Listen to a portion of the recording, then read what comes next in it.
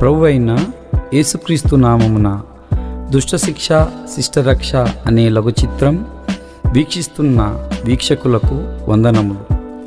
ఈ చిత్రం శివశక్తి అనే సంస్థకు చెందిన కరుణాకర్ సుగుణ అనే వ్యక్తి బైబిల్ వాక్యాలను వక్రీకరిస్తూ క్రైస్తవ్యాన్ని దూషిస్తూ తీస్తున్న షార్ట్ ఫిల్మ్లలో అంతేకాదు ఫాదర్ అనే మూవీకి జవాబు ఇవ్వటం కొరకు మాత్రమే తీయబడినది. యేసుక్రీస్తు దొంగలకు, వ్యభిచారులకు, నరహంతకులకు పరలోకం ఇస్తాడు అంటూ మతోన్మాదులు క్రైస్తవ్యంపై దుష్ప్రచారం చేస్తున్నారు. దీనివల్ల క్రైస్తవుల మనోభావాలు దెబ్బతింటూ హిందువులకు క్రైస్తవ్యంపై ద్వేషభావం కలగడం వలన దేశములో మతాల మధ్య సోదరభావం పోయి మత సామరస్యత దెబ్బతింటుంది. కాబట్టి ఈ చిత్రం ద్వారా అసలు బైబిల్లో ఉన్న సత్యమేమిటి అనేది చూపిస్తూ ఉన్నాం. అలాగే కొన్ని హిందూ గ్రంథాల ఆధారాలను చూపించడానికి గల కారణం కేవలం సత్యాన్వేషకులు సత్యాన్ని పరిశీలించి తెలుసుకుంటారని సదుద్దేశమే గాని ఎవరి మనోభావాలు దెబ్బతీయటం కొరకు కాదని మా మనవి. ఈ చిత్రంలో కొన్ని పాత్రలు, సన్నివేశాలు ఎవరిని ఉద్దేశించి తీయబడినవి కాదు, కేవలం కల్పితం. సత్యమేవ జయతే.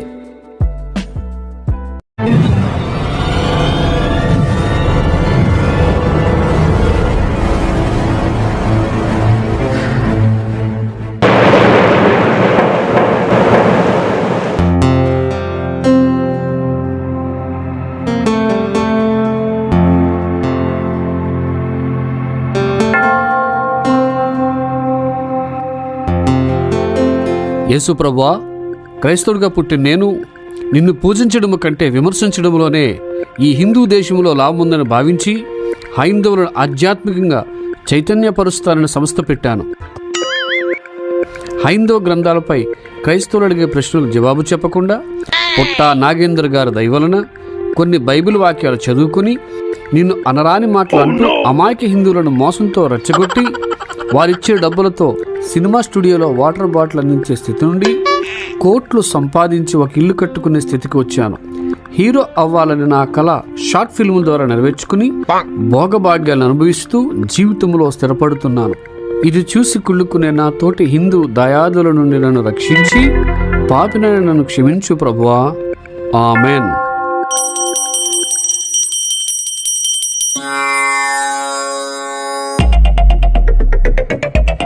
దీనితో వేలు సంపాదించా, దీనితో లక్షలు లాగేశా, దీనితో కోట్లు కొట్టేశా, ఇల్లు కట్టుకున్నా.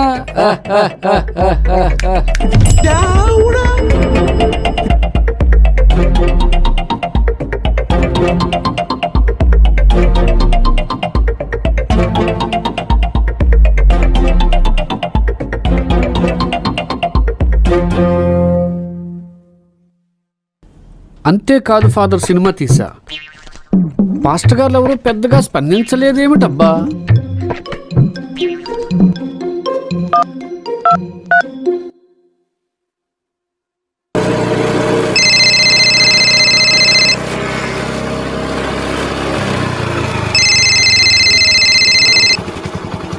హలో హలో, నేను కరుణ్ కుమార్నండి.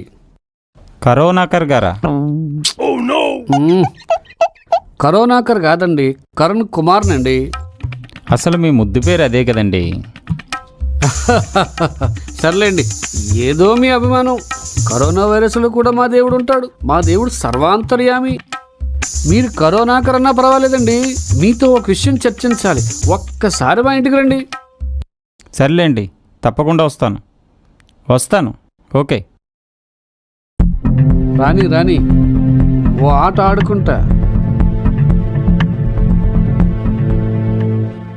నీరు జలము కలిస్తే బుడగలొచ్చే ఫార్ములా ఎలా తయారు చేయాలబ్బా?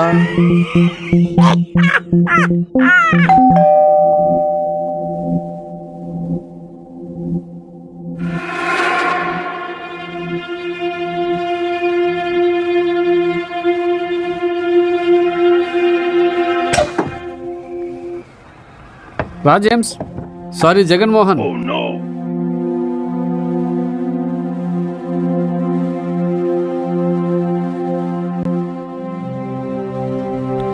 కూర్చోమ్మా.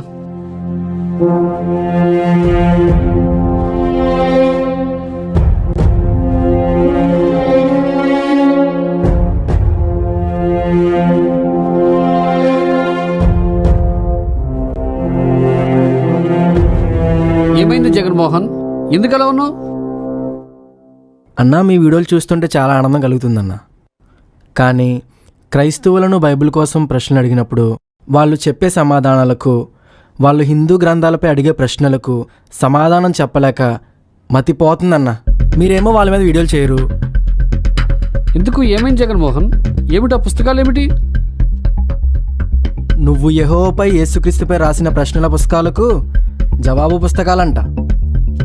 టిఎస్ కుమార్, క్రాంతి కుమార్, సాంబ శివరావు, అగ్నిపాల్ అనే వాళ్ళు రాసిన పుస్తకాలు చదువు అని ఒకడిచ్చాడు. అవి నాకెందుకు? అలాంటివి తీసుకోకూడదు. అంతేలే, అసత్యాన్ని చెప్పడం తప్ప సత్యాన్ని తెలుసుకునే మనసు మనకెక్కడుంటుంది? ఎందుకంత కోపం? ఎందుకు ఆ బుక్ ఇచ్చినాడు ఏం చెప్పాడేంటి?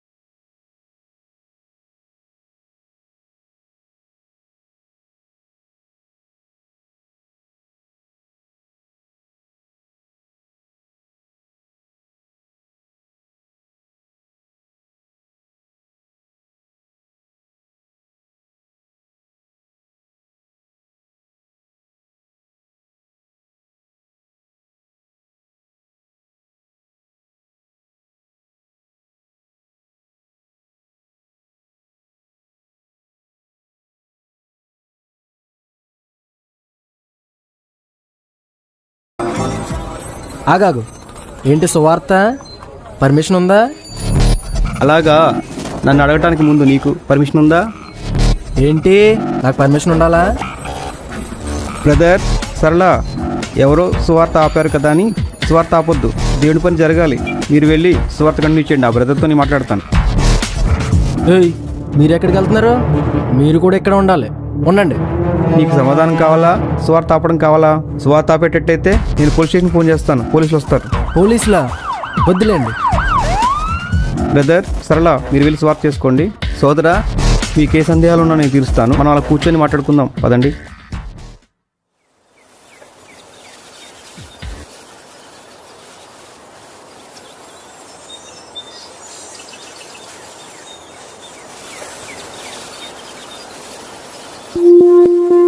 చెప్పండి సోదరా, ఏంటి మీ ప్రాబ్లం? సువార్త చేయడానికి అసలు మీకు ఎవరిచ్చారు పర్మిషన్ ఇక్కడ? రోడ్డును పోయే వెహికల్స్కి లైసెన్స్ ఉందా, హెల్మెట్ ఉందా అని చెప్పి ఎవరు పడితే వాళ్ళు అడిగితే మీరు చూపిస్తారా బ్రదర్? అలా ఎలా చూపిస్తాం? ట్రాఫిక్ పోలీస్ అడిగితేనే చూపిస్తాం. అలాగే సువార్థికులకు పర్మిషన్ ఉందా లేదా అని అడిగే హక్కు ప్రభుత్వాధికారులకే ఉంటుంది. ఎవరు పడితే వాళ్ళు అడగకూడదు. నీకు ఏదైనా సందేహాలు ఉంటే మమ్మల్ని ప్రేమగా అడుగు, తప్పక సమాధానం చెప్తాం. భారత రాజ్యాంగం ఆర్టికల్ 25 ప్రకారంగా మత ప్రచారం చేసుకునే హక్కు ప్రతి ఒక్కరికి డాక్టర్ బిఆర్ అంబేద్కర్ గారు ఇచ్చారు. అది మా హక్కు. అది నాకు తెలుసులే. ఇది హిందూ దేశం, ఇక్కడ అందరూ హిందువులే ఉంటారు. మీ సువార్తలు ఏమన్నా ఉంటే వెళ్ళి చర్చిలో చెప్పుకోండి. మత ప్రచార హక్కు అంటే తమ మతాన్ని ఇతరులకు ప్రచారం చేసుకోవడం. క్రైస్తవుడైన నేను ఇతరులకు నా మతాన్ని గురించి నేను ప్రచారం చేస్తాను. క్రైస్తవులకు ప్రచారం చేసుకోవాల్సిన అవసరం లేదు కదా. మత ప్రచారం మా హక్కు. నమ్మడం నమ్మకపోవటం వాళ్ళ ఇష్టం. దీంట్లో బలవంతమేమీ లేదు. కృష్ణ భక్తులైనటువంటి ఇస్కాన్ వాళ్ళు కృష్ణుడి భక్తులకు తమ మత ప్రచారం చేసుకోరు కదా. అమెరికా వెళ్ళి యేసుక్రీస్తుని నమ్మిన వారికి తమ మత ప్రచారం చేస్తున్నారు. అలాగే క్రైస్తవులైన వారు అన్యులకు తమ మత ప్రచారం చేస్తారు. అది మత ప్రచార హక్కు అంటే. ఎలా అయినా టాపిక్ డైవర్ట్ చేయాలి. ఎలా? మతం మారడానికి ఎంత తీసుకున్నారేంటి? డబ్బులు తీసుకుని మతం మారేవాడు నెలకో మతం మారాల్సి ఉంటుంది. డబ్బులతో మనిషిని కొనవచ్చు కానీ మనసును కొనలేం. క్రైస్తవ్యం విదేశీ మతం, హిందూ మతం మన తల్లి లాంటిది. మరి కృష్ణుడు ఈ దేశంలో పుట్టాడని నమ్ముతారు మీరు. విదేశాలలో ప్రచారం చేస్తున్నారు కదా. దేవుడికి స్వదేశీ విదేశీ తేడా ఏమిటి సోదరా? ఒకసారి ఆలోచించు. పాపులను రక్షించడానికి యేసుక్రీస్తు వచ్చారంటారు. పాపాత్మను రక్షించే దేవుడు ఏం దేవుడండి? మా కరుణ్ కుమార్ అని రాసిన పుస్తకాలు చదివారా మీరు? చూద్దాం వాటి గురించి. ముందు పాపుల రక్షకుడు అనే ఒక్క మాట మాత్రమే మీరు సువార్తలో విని ఇలా తప్పుగా అర్థం చేసుకుంటున్నారు. యేసుక్రీస్తు వారు పాపం చేస్తూ ఉండే వాళ్ళని రక్షించడు. సువార్త మొత్తం వింటే కనుక ఇలాగా తప్పుగా అర్థం చేసుకునే వాళ్ళు కాదు. ఇక పాపం చేయకూడదు అనే నిజమైన పశ్చాత్తాపం, నిజమైన మారుమనసు పొందిన వారికే పరలోకం ఇస్తాడు. అదే మీ భాషలో చెప్పాలి అంటే మోక్షాన్ని ఇస్తాడు. లూకా సువార్త 5వ అధ్యాయం 32వ వచనం ప్రకారంగా యేసుక్రీస్తు వారు ఇలా అన్నారు: మారుమనసు పొందుటకై నేను పాపులను పిలువ వచ్చితిని గాని నీతిమంతులను పిలువ రాలేదని వారితో చెప్పాను. ఈ వచనం ప్రకారంగా పాపి అనే మనిషి మారుమనసు పొంది రక్షణ పొందుకోవాలని యేసుక్రీస్తు వారు కోరుకొని ఆయన మనల్ని రక్షించడానికి భూమి మీదకి వచ్చాడు. నాకు కూడా ఈ పాపక్షమాపణ అనే అంశం మీద మీ హిందూ గ్రంథాలపై కొన్ని సందేహాలు ఉన్నాయి బ్రదర్. జవాబు చెప్పగలరా? సంపూర్ణ శివ మహాపురాణం విద్వేశ్వర సంహిత 24వ అధ్యాయం పేజీ నెంబర్ 64-65 ప్రకారం విభూతిని తెలియక తాకినా కూడా పాపాలు పోతాయంట. సంపూర్ణ శివ మహాపురాణం విద్వేశ్వర సంహిత 25వ అధ్యాయం పేజీ నెంబర్ 69 ప్రకారం రుద్రాక్షలు ధరిస్తేనే ఎలాంటి పాపాలు పోతాయంట. సంపూర్ణ శివ మహాపురాణం 2వ అధ్యాయం పేజీ నెంబర్ 4 ప్రకారం పరమ పాపి అయిన దేవరాజు శివపురాణం విన్నందుకే కైలాసానికి వెళ్ళాడు అంట. శ్రీదేవి భాగవతం ఏకాదశ స్కందం భస్మస్నానము పేజీ నెంబర్ 877 ప్రకారం విభూతి పూసుకుంటేనే సర్వపాపాలు పోయి మోక్షం పొందుతారు అంట. పేజీ నెంబర్ 695 ప్రకారం గంగలో తెలియక అజ్ఞానంతో స్నానం చేసి మునిగి చచ్చినా సరే మహాపాతక పాపాలు పోయి సరాసరి వైకుంఠం శాశ్వతంగా పొందుతారు అంట.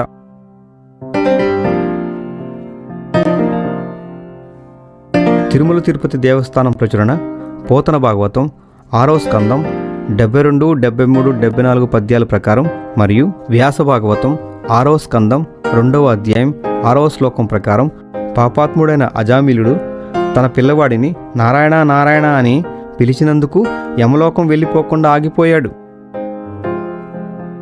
నేను చెప్పిన ఈ గ్రంథ ఆధారాలను బట్టి పాపం చేసిన మనుషులు తమ పాపాలను బట్టి పశ్చాత్తాపం, మారుమనసు అనే ప్రస్తావనే లేకుండా మోక్షాన్ని పొందుకుంటున్నప్పుడు బైబిల్ ప్రకారం మారుమనసు పొంది పాపాలు విడిచిపెడితేనే పరలోకం అని ఉన్న మా నమ్మకాలను అవహేళన చేయటం న్యాయమా సోదరా? ఎవరో బైబిల్ తెలియని వాళ్ళు బైబిల్ వాక్యాలను వక్రీకరిస్తూ మతాల మధ్య ఇలా చిచ్చులు పెడుతున్నారు. ఇలా మన మధ్య గొడవలు వస్తూ ఉన్నాయి. మీ అన్న కరుణ్ కుమార్ బైబిల్ గురించి తెలియక యెహోవాపై యేసుక్రీస్తుపై రాసిన అసత్య పుస్తకాలకు సత్యాన్ని తెలిపే పుస్తకాలు కొంతమంది రాశారు. ఇవి చదవండి బ్రదర్. ఇక ఉంటాను సోదరా. దేవుడు మిమ్మల్ని దీవించిన గాక.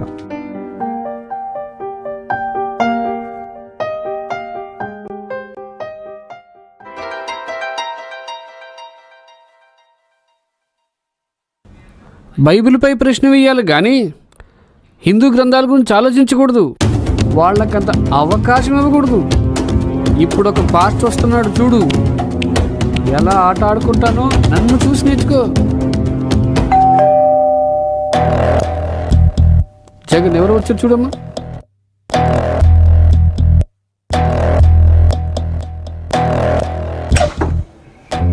రండి పాస్టర్ గారు.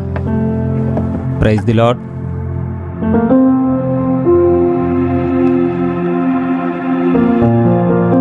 కూర్చోండి. చెప్పండి బ్రదర్, ఏంటి విషయం? నేను తీసిన అంతే కాదు ఫాదర్ ఫిల్మ్ చూసారా? హో, అదా చూశానులేండి. పాపులను రక్షించేవాడు దేవుడు ఎలా అవుతాడు పాస్టర్? పాపిని క్షమిస్తే వాడు పాపాలు ఎలా అంటాడు? పాపిని శిక్షించాలి కానీ భగవద్గీతలో చెప్పినట్లు దుష్ట శిక్షణ శిష్ట రక్షణ జరగాలి. దుష్టుణ్ణి చంపేయాలి.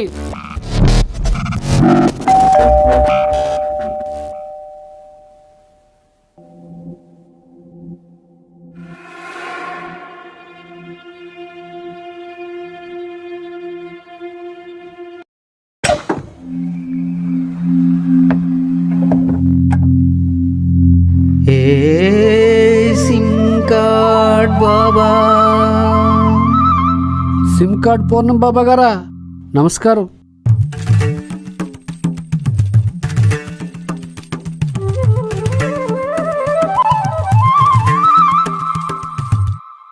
రండి.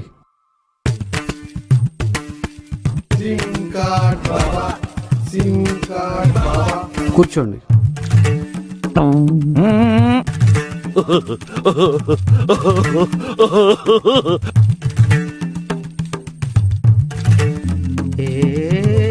సిమ్ కార్డ్ బాబా. ఇంట్లో కూడా కంటద్దాలేంటి?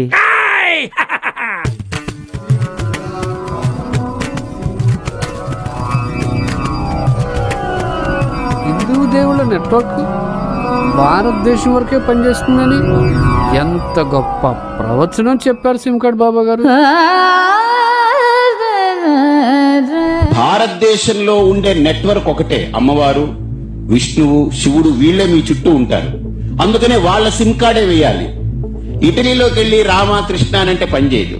అక్కడికి వెళ్ళి మీరు శివ కేశవ అంటే పనిచేయదు. అక్కడ జీసస్ చేశారనుకోండి, అది ఇక్కడ పనిచేయదు, అది అక్కడ ఇటలీలో పనిచేస్తుంది. ఎందుకంటే అక్కడే నెట్వర్క్ ఉంటుంది, జెరూసలంలో. అక్కడ ఆ నెట్వర్క్ పనిచేస్తుంది. అల్లా ఉందనుకోండి, అరబ్ కంట్రీస్ లో మనకు మక్కా ఉంది కదా, అక్కడ ఆ నెట్వర్క్. కృష్ణుడు, రాముడు, శివుడు, అమ్మవారు. ఎందుకంటే వీళ్ళందరూ ఇటలీలో పుట్టలే, మక్కాలో పుట్టలేదు. వీళ్ళందరూ ఎక్కడ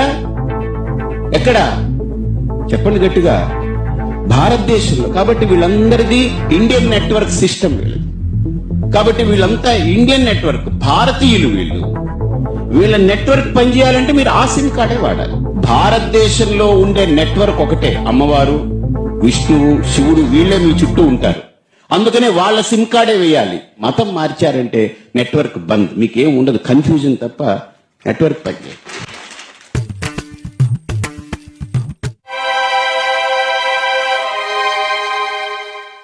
ఏమైంది బాబా గారు, దిగులుగా ఉన్నారు?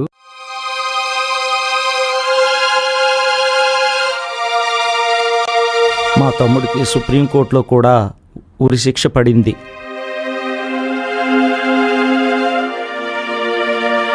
ఊరుకోండి బాబా గారు. ఇంతకీ ఉరిశిక్ష పడేంత తప్ప మీ తమ్ముడు ఏం చేశాడు? బాగానే ఉండేవాడు కదా. ఈ మధ్య మా తమ్ముడు హిందూ గ్రంథాలు చదవడం మొదలుపెట్టాడు. ఏమైందో ఏమో కానీ వాడు ఈ మధ్య కనపడలేదు. ఒకరోజు పోలీసుల దగ్గర నుండి ఫోన్ వచ్చింది. నేను ఏంటా అని పోలీస్ స్టేషన్కి వెళ్ళాను. తమ్ముడి దగ్గరికి వెళ్ళి గట్టిగా హత్తుకొని ఏమైందిరా అని అడిగాను. వాడేమన్నాడంటే, అన్నయ్య, మన హిందూ కర్మ సిద్ధాంతం ప్రకారం మంచి చెడ్డల కర్మఫలం అనుభవించడానికి స్వర్గానికో నరకానికో వెళ్తాము. మిగిలిపోయిన కర్మలు అనుభవించడానికి మరో జన్మ ఎత్తుతాము.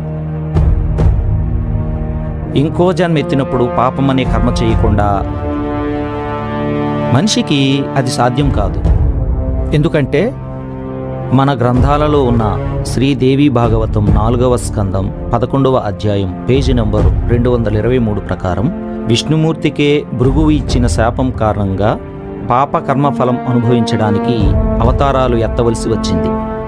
విష్ణుమూర్తి అంతటి వాడికే పాపకర్మలు చేయకుండా ఉండలేనప్పుడు మానవులం మనమెంత? పాపం చేసి మళ్ళీ మళ్ళీ జన్మలు ఎత్తుతూ ఉండవలసినదే గాని మోక్షం చేరే అవకాశం లేదు.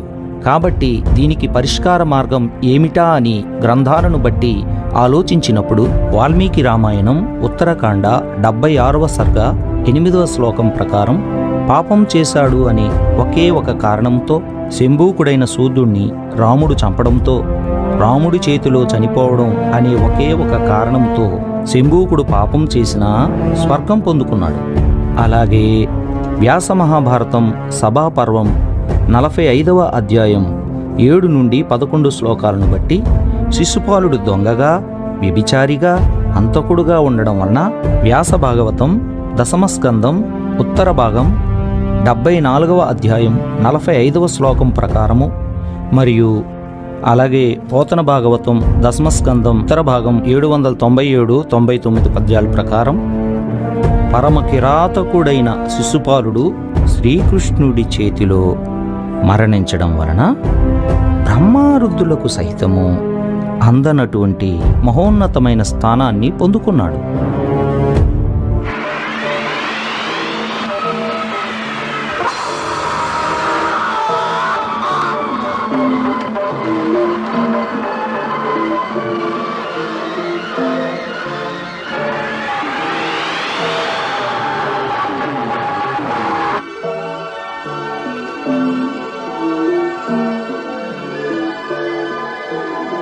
तुम हमारे वैकुंठ लोक में जाओ। देखो, माता लक्ष्मी ने तुम्हें लिवाने के लिए दिव्य विमान भेजा है।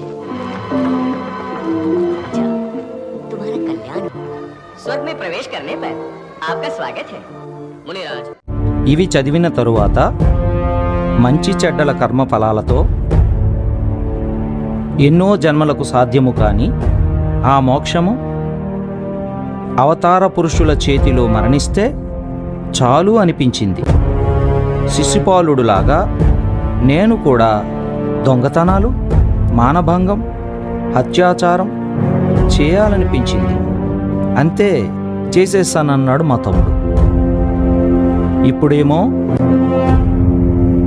అవతార పురుషుడైన కృష్ణుడు రాకపోగా, ఆయన చేతిలో చనిపోకపోగా, అంబేద్కర్ గారి చట్ట ప్రకారం ఉరి శిక్ష పడింది. తప్పు చేశానన్నయ్య, నన్ను క్షమించండి. నేను మంచిగా బ్రతకడానికి ఒక అవకాశం ఇమ్మని కోర్టు వారికి చెప్పండి అని కళ్ళనీళ్ళు పెట్టుకున్నాడు. ఎడుకడు బాబా గారు, దీనికి చివరిగా ఒక పరిష్కార మార్గం ఉంది. మనం రాష్ట్రపతికి క్షమాభిక్ష పత్రం పెట్టుకుందాం. ఆయనకి ఇష్టమైతే తమ్ముడిని క్షమించి మరణశిక్ష నుండి తప్పించి జైలు శిక్షతో కొన్నాళ్ళు సరిపెట్టవచ్చు. ఏమిటి కరుణకుమార్, పాపికి మరణశిక్ష పడకుండా క్షమాపణ వేడుకుంటావా? నువ్వు తీసిన అంతేకాదు ఫాదర్ అనే షార్ట్ ఫిల్మ్లో ఏం చెప్పావో మర్చిపోయావా? దుష్ట శిక్షణ శిష్టరక్షణ జరగాలి అన్నావు కదా. దుష్టిని చంపేయాలి అన్నది నువ్వే కదా. యేసుక్రీస్తు ప్రేమను, బైబిల్ వాక్యాలను అర్థం చేసుకోకుండా క్రైస్తవ్యముపై బురద జల్లుతూ అనారాని మాటలు అంటున్నావు. దుష్ట శిక్షణ శిష్టరక్షణ అని భగవద్గీతలో చెప్పిన మాట భౌతికమైనదా ఆత్మీయమైనదా? మీరు చెప్పేదేమిటి, ఇప్పుడు చేసేదేమిటి? వ్యాస మహాభారతం సభాపర్వం 45వ అధ్యాయము 23-24 శ్లోకాల ప్రకారం పోతన భాగవతం దశమ స్కందము ఉత్తర భాగము 797 నుండి 799 పద్యాల ప్రకారం శిశుపాలుడు 100 తప్పులు చేయడం వలన శ్రీకృష్ణుడి చేతిలో మరణించినందుకు గాను బ్రహ్మరుద్రులకు సహితం దక్కని మోక్షాన్ని శిశుపాలుడు పొందుకున్నాడు. దుష్ట శిక్ష అంటే దుష్టులకు ఇలా శాశ్వత మోక్షం ఇవ్వడం ధర్మమేనా? ఇక్కడ దుష్ట శిక్ష చేసినట్లా శిశుపాలుడికి మోక్షం ఇచ్చాడని ఇప్పుడే బాబాగారు చెప్తుంటే విన్నాను. మరి శిశుపాలుడు పాపే కదా, మోక్షం ఇవ్వడం ఏంటి? బాబాగారు తన తమ్ముడు మీద ఎంత ప్రేమ చూపిస్తున్నారో అంతకంటే ఎక్కువ దేవాది దేవుడికి ఈ భూమి మీద ఉన్న తన పిల్లల మీద ప్రేమ కలిగి ఉన్నాడు. రాష్ట్రపతి క్షమాపణ కోరిన పాపిని క్షమించే అధికారం రాష్ట్రపతి ఎలా కలిగి ఉన్నాడో, అలాగే భూమి మీద మారు మనసు పొంది క్షమాపణ వేడుకున్న ప్రతి పాపిని రక్షించడానికే దేవాది దేవుడు భూమి మీదకి యేసుక్రీస్తుగా దిగివచ్చాడు. మీరు చెప్పేది ఒకటి, చేసేది ఒకటి. పాపిని శిక్షించాలి అనేది మీరే, అదే కష్టం మీ ఇంట్లో వస్తే క్షమాపణ కావాలని కోరుకునేది కూడా మీరే. అంటే మీకు కష్టం వస్తే క్షమాపణ కావాలి కానీ లోకంలో ఉన్న మానవ జాతిని దేవుడు క్షమిస్తాను అంటే మాత్రం తప్పని విమర్శిస్తారు. యేసుక్రీస్తు పాపిని క్షమించేది పాపాలు చెయ్యమని కాదయ్యా, పాపిని మార్చి పరిశుద్ధులుగా మార్చడానికి. తప్పు చేసిన మనిషిని క్షమించే అధికారం మన రాష్ట్రపతికి ఎలా ఉందో, ప్రపంచ మానవాళిలో పాపం చేసిన ప్రతి ఒక్కడు మారు మనసు పొంది రక్షింపబడడానికి క్షమించే అధికారం ఒక్క దేవాది దేవుడైన యేసుక్రీస్తు ప్రభువు వారికి మాత్రమే ఉందయ్యా. ఆయన మాత్రమే మనందరి పాపముల కొరకు మన శిక్షను ఆయన మీద వేసుకుని మనలను పరిశుద్ధులుగా మార్చి మన పాపములను సిలువ మీద ఆయన భరించాడు. ఆయన మాత్రమే పరిశుద్ధుడు. ఆయన మాత్రమే మానవ జాతిని రక్షించగలడు.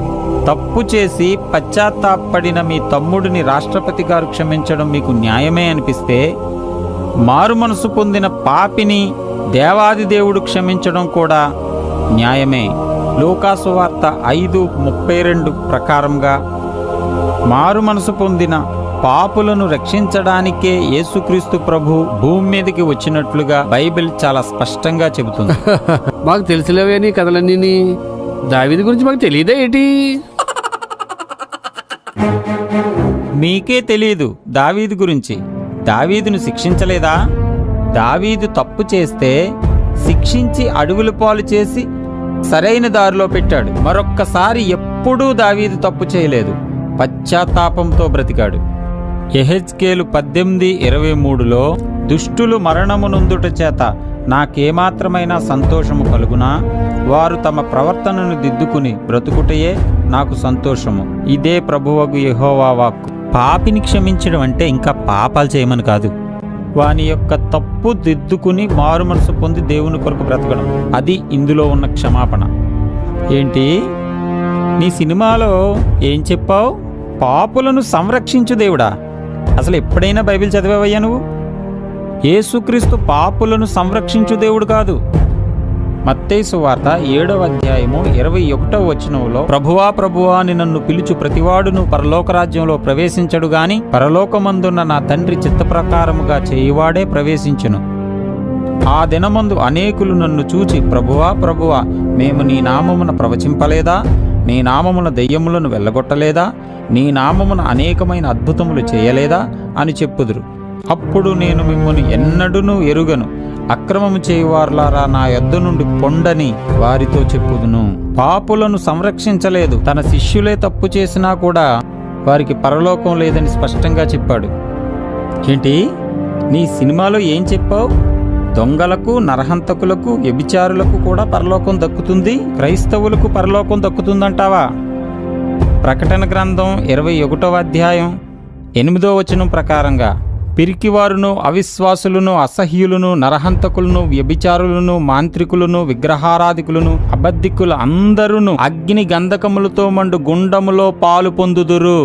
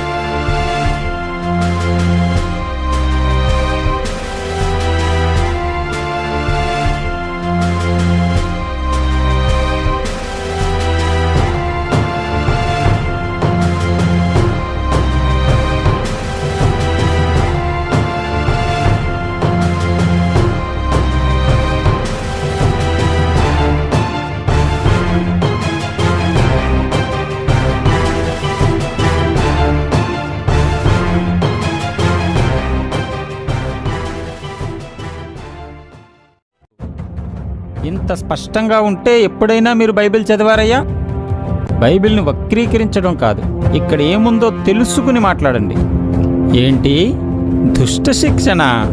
పాపం చేసిన వారిని చంపుకుంటూ పోతే భూమి మీద ఒక్కడు కూడా మిగలడు. పాపం చేసి మారు మనసు పొందిన వారిని క్షమించి రక్షించే దేవుడే ఇప్పుడు ఈ ప్రపంచానికి కావాలి. నిజమేనయ్యా, తప్పు చేసిన మనిషి పశ్చాత్తాపడి తన పాపాన్ని ఒప్పుకొని మారు మనస్సు పొందిన వారిని క్షమించి ఒక అవకాశం ఇవ్వడమే నిజమైన ధర్మం. ఆ క్షమించే దేవుడే నిజమైన దేవుడు. యేసుక్రీస్తు ఇప్పుడు ఈ ప్రపంచానికి ఎంతో అవసరం. ఆయనే నిజమైన దేవుడు. వందనాలయ్యా, ఉంటాను మరి.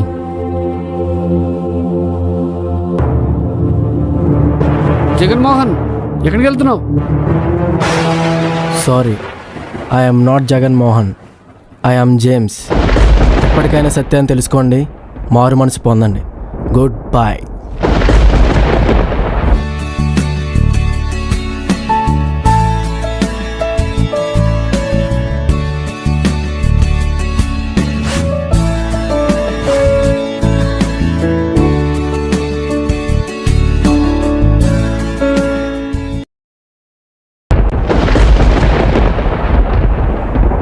Ready? 3, 2, 1, action.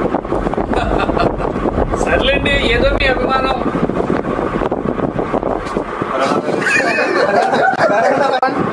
Action.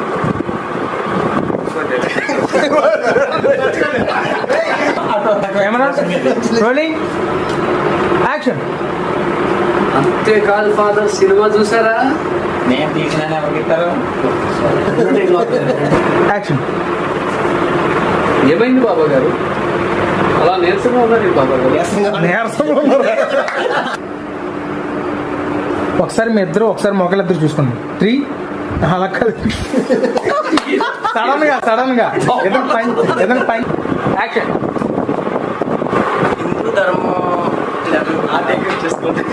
Action.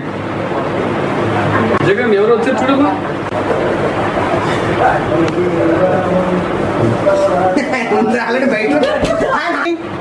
Position మీరు బయటికి వెళ్ళండి.